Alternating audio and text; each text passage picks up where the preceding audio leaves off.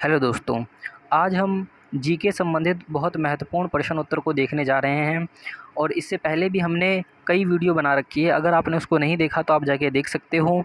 ठीक है, तो आज की वीडियो शुरू करते हैं हम। तो जो हमारा पहला प्रश्न है वो है, बौद्ध धर्म की स्थापना किसने और कहाँ की थी। तो पहला जो इसका क्वेश्चन है वो क्या है, बौद्ध धर्म की स्थापना किसने और कहाँ की थी। इसका जो उत्तर है वो है, गौतम बुद्ध के द्वारा बौद्ध धर्म की स्थापना की गई। और ये कहाँ से, लुम्बिनी नामक स्थान से इसकी शुरुआत हुई, जो कि वर्तमान में नेपाल में है।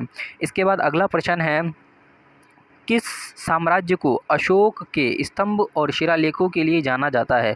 मतलब ऐसा कौन सा साम्राज्य है जिसको अशोक के स्तंभ और शिलालेखों के लिए जाना जाता है, वो है मौर्य साम्राज्य। क्या है वो, मौर्य साम्राज्य।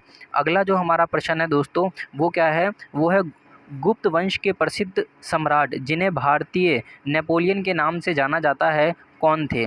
क्या गुप्त वंश के वो कौन सा सम्राट है जिनको भारतीय नेपोलियन के नाम से जाना जाता है। इसका उत्तर है समुद्रगुप्त। कौन है दोस्तों, समुद्रगुप्त। अगला क्वेश्चन, प्राचीन भारतीय ग्रंथों की अधिकांश रचना किस भाषा में की गई है। यानी कि जो भारतीय ग्रंथों की रचना की गई है, जो उनको लिखा गया है, वो किस भाषा में लिखा गया है। तो इसका आंसर क्या है, इसका आंसर है संस्कृत भाषा में लिखा गया है। कौन से भाषा में, संस्कृत भाषा में। अगला क्वेश्चन है वो है, इस स्पष्ट दृष्टि के लिए न्यूनतम दूरी कितनी होती है। न्यूनतम दूरी का मतलब ऐसी, अगर आपको किसी चीज़ को स्पष्ट अच्छे से देखना है तो आप कम से कम उसको कितने दूरी पर रखोगे, तो वो कितना है, 25 सेंटीमीटर। वो कितना है दोस्तों, 25 सेंटीमीटर। इसके बाद समतल दर्पण की वक्रता त्रिज्या क्या होती है। तो इसका आंसर क्या है, अनंत होती है। क्या होती है, अनंत होती है। इसके बाद आइरिस के मध्य वाले छोटे छेद को क्या कहते हैं। तो उसको क्या कहते हैं दोस्तों, हम पुतली कहते हैं। क्या कहते हैं, पुतली कहते हैं। अगर आपको ये वीडियो अच्छी लग रही हो तो आप लाइक कर सकते हो। अगला क्वेश्चन देखते हैं हम, मनुष्य के स्वास्थ्य आँखों के प्रतिबिंब कहाँ बनता है। यानी कि अगर जो एक स्वच्छ मनुष्य है, स्वस्थ मनुष्य है, तो उसकी जो आँखों पे जब वो कुछ देखता है तो प्रतिबिंब कहाँ बनता है, तो वो रेटिना पर बनता है। कहाँ बनता है, रेटिना पर। अगला जो क्वेश्चन है वो है, फैदोमीटर का उपयोग किसे मापने के लिए किया जाता है। क्या क्वेश्चन है, फैदोमीटर का उपयोग किसे मापने के लिए किया जाता है। तो किसको, समुद्र की गहराई मापने के लिए हम इसका इस्तेमाल करते हैं। किसको मापते हैं, समुद्र की गहराई को। आगे देखो, किसका दृष्टि क्षेत्र सबसे बड़ा होता है। तो वो क्या है, उत्तल दर्पण जो होता है उसका दृष्टि क्षेत्र क्या होता है, सबसे बड़ा होता है। प्रकाश वर्ष किसकी माप है। कहने का मतलब समझो, प्रकाश वर्ष जो है उससे हम किसको मापते हैं, तो दूरी को मापते हैं। प्रकाश वर्ष का मतलब मैं आपको समझा दूं कि एक वर्ष में, क्या, एक वर्ष में प्रकाश के द्वारा चली गई कितनी दूरी है, उसे हम क्या कहते हैं, प्रकाश वर्ष कहते हैं। क्या कहते हैं, प्रकाश वर्ष कहते हैं। अगला क्वेश्चन, लंबाई की सबसे छोटी माप कौन सी है। क्या लंबाई की सबसे छोटी माप कौन सी है।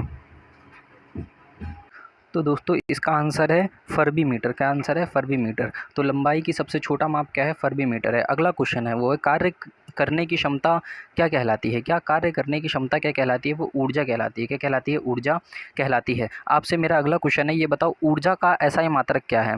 ये आपको अगर पता होगा तो आप कमेंट बॉक्स में नीचे कमेंट कर बता सकते हो। अगला क्वेश्चन है, अगला क्वेश्चन क्या है, अगला क्वेश्चन है, फैराड किसका माप है। क्या है, अगला क्वेश्चन क्या है, जो फैराड है वो किसका मापक है। तो इसका आंसर बच्चों धारिता का मापक है। इसका आंसर है धारिता। क्या आंसर है, धारिता। भारत की सबसे पुरानी सभ्यता कौन सी है। भारत की सबसे पुरानी सभ्यता जो है वो कौन सी है, सिंधु घाटी सभ्यता है। कौन सी सभ्यता है, भारत की सबसे पुरानी सभ्यता, सिंधु घाटी सभ्यता। इसी को ही हम हड़प्पा सभ्यता के नाम से भी जानते हैं। प्रसिद्ध प्राचीन भारतीय ग्रंथ अर्थशास्त्र किसके लिखा था। तो इस किसने लिखा था, इसको लिखा था कौटिल्य, जिसको हम चाणक्य के नाम से जानते हैं। अगला क्वेश्चन, वैदिक सभ्यता से जुड़ी कौन सी नदी है। तो कौन सी नदी है, सरस्वती नदी। किससे जुड़ी है, वैदिक सभ्यता से जुड़ी हुई है। तो वैदिक सभ्यता से कौन सी नदी जुड़ी है, सरस्वती नदी। अगला है, महल में स्थिर ग्रेट बाथ, ये बाथ होगा था, बाथ कहाँ है। तो महल में जो स्थिर ग्रेट बाथ, ये हमें कहाँ से मिला है, ये मिला है हमें हड़प्पा सभ्यता से, जो कि कहाँ पे है, सिंधु घाटी सभ्यता जिसे हम कहते हैं। उनमें एक जगह का नाम है जिसका नाम है मोहनजोदड़ो। कहाँ से मिला है, मोहनजोदड़ो, जो कि हड़प्पा सभ्यता का एक स्थान है। इसके बाद अगला, विश्व युद्ध द्वितीय के दौरान पहला परमाणु बम किस शहर पर गिराया गया।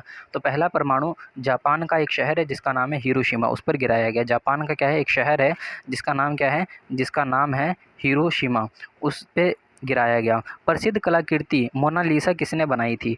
तो जो प्रसिद्ध कलाकृति मतलब जो एक मोनालिसा एक बहुत प्रसिद्ध एक पिक्चर है, वो किसने बनाई थी? उसको बनाया था लियोनार्डो दा विंची ने। किससे बनाया था? Leonardo da Vinci. इसके बाद अगला क्वेश्चन है, भारत के लिए समुद्री मार्ग की खोज किसने की थी? तो भारत के लिए समुद्री मार्ग की खोज किसने की थी? वास्को डी गामा ने की थी। किसने की थी? वास्को डी गामा ने। कब की थी? 1498 में। कब की थी? 1498 में।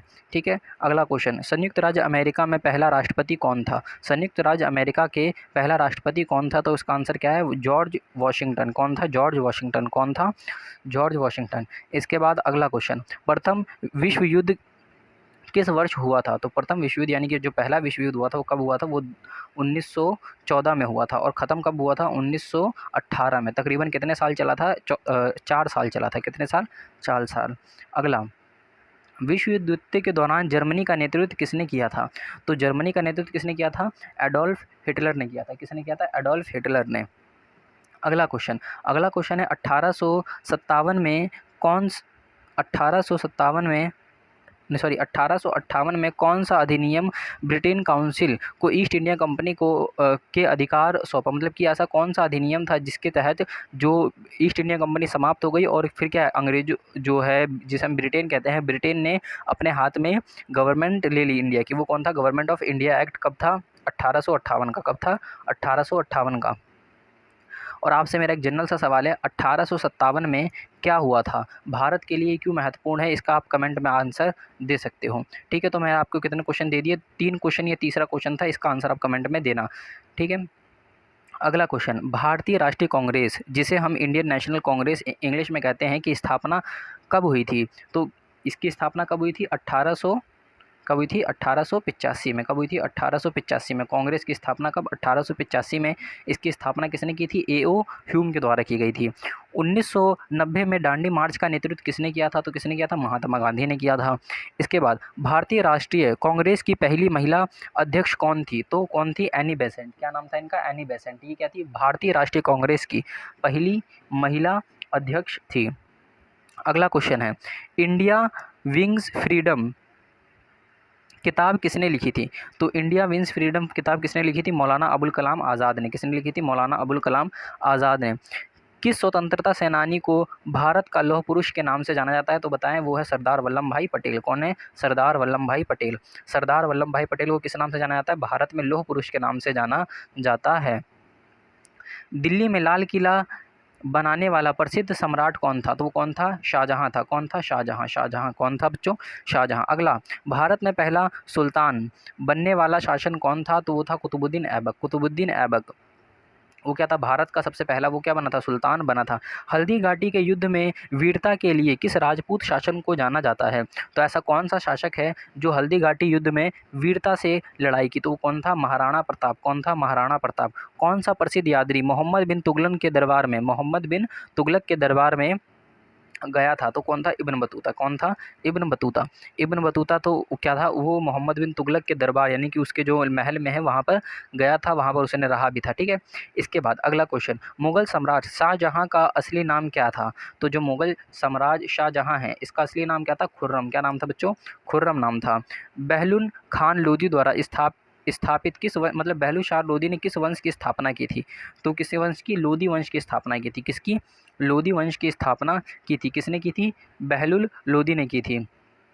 अगला क्वेश्चन, महात्मा गांधी ने अपने सत्याग्रह सिद्धांत का पहला प्रयोग कहाँ किया था? तो भारत में उन्होंने कहाँ? चंपारण जो एक जगह है जो कि बिहार में पड़ता है, वहाँ पर किया था।